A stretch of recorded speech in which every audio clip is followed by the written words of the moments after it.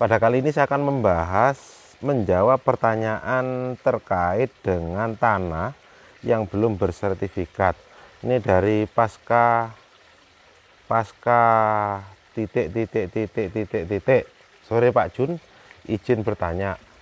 Tanah saya belum bersertifikat, boleh tahu tata cara dan tahapan pengusulan sertifikat. Nah, ini. Jadi gini teman-teman sekalian. Kalau kita mau bikin mensertifikat tanah, saya sangat saya sangat respect, sangat antusias karena dengan adanya sertifikat tanah tadi, maka Anda memiliki kepastian hukum. Nah, kepastian hukum atas tanahnya. Kemudian, untuk bikin suatu tanah menjadi sertifikat, pastikan yang paling pertama itu tanah Anda dulu. Jangan sampai tanah orang lain disertifikatkan. Memang bisa Pak, bisa. Banyak kejadian seperti itu. Jadi ada tanah orang disertifikatkan itu. Ada kasus seperti itu juga. Jadi tanah orang itu disertifikatkan. Itu masalah. Ada beberapa hal yang perlu Anda perhatikan ketika Anda mau mensertifikatkan tanah. Yang pertama, Anda mau jalan sendiri atau lewat notaris. Atau lewat kantor hukum saya boleh. Nanti mungkin akan dibantu sama teman-teman. Yang paling penting, awal yang harus Anda lakukan, datang ke BPN minta formulir. Itu yang paling penting. Nah, di formulir itu nanti akan kelihatan dokumen-dokumen apa yang Anda perlukan ketika Anda mau ngurus sertifikat. Jadi dokumennya apa aja? Nanti di situ akan ada KTP, ada KK, kemudian kalau itu ada bangunannya dia minta IMB juga, mungkin seperti itu.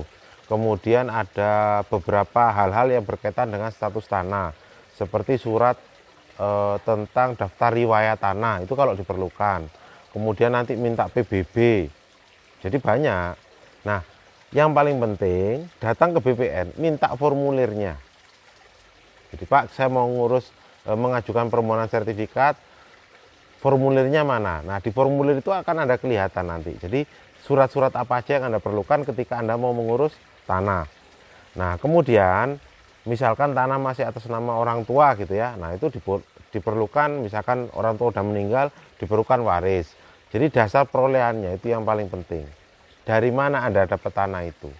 Misalkan Anda dapat hibah, ya berarti butuh akta hibah.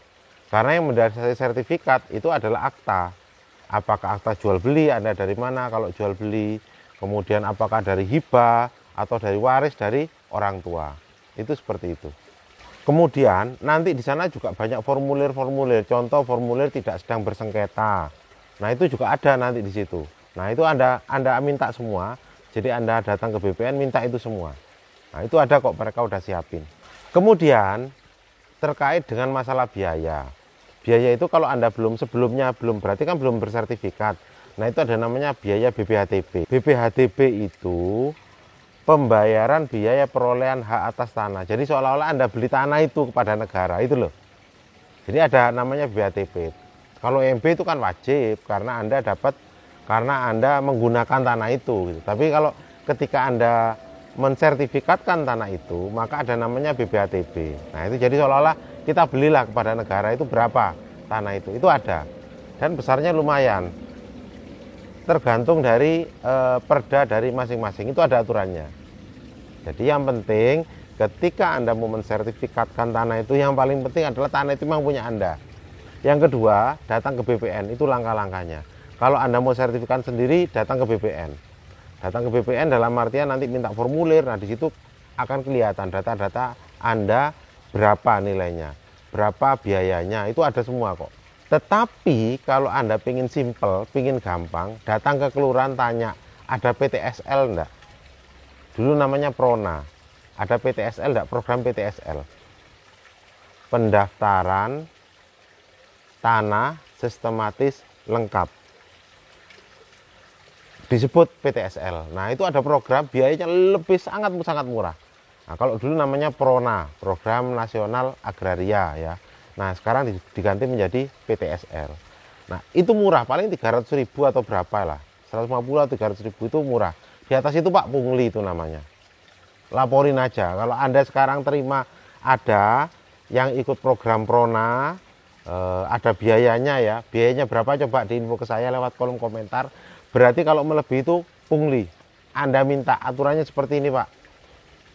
Jadi Anda minta aturannya itu kalau tidak salah 150 apa 300 ribu ya, saya lupa. Kalau dulu masih zaman Prona 150 ribu, di atas itu pungli. Nah ya, jadi saran saya kalau tidak Anda ikut sendiri, berarti daftar sendiri ke BPN. Nah mendasari itu biayanya agak lumayan lebih mahal daripada program Prona, program PTSL yang dulu disebut dengan Prona gitu ya. Nah ada juga yang mungkin ini perlu tak sampaikan, ketika tanah Anda belum bersertifikat, Anda akan banyak berhubungan dengan desa. Makanya saya lebih recommended Anda untuk ikut program PTSL karena yang ngurus semua desa. Selain biayanya lebih murah, berarti kan kelengkapan semua di desa kan lebih tercover. Mungkin seperti itu. Semoga nanti bisa memberikan Anda semangat untuk bikin sertifikat, karena itu penting sekali. Sangat penting sertifikat tanah gitu ya. Karena kalau masih berbentuk petok, IMB, IMTN, masalah rawan digarong orang. Terima kasih.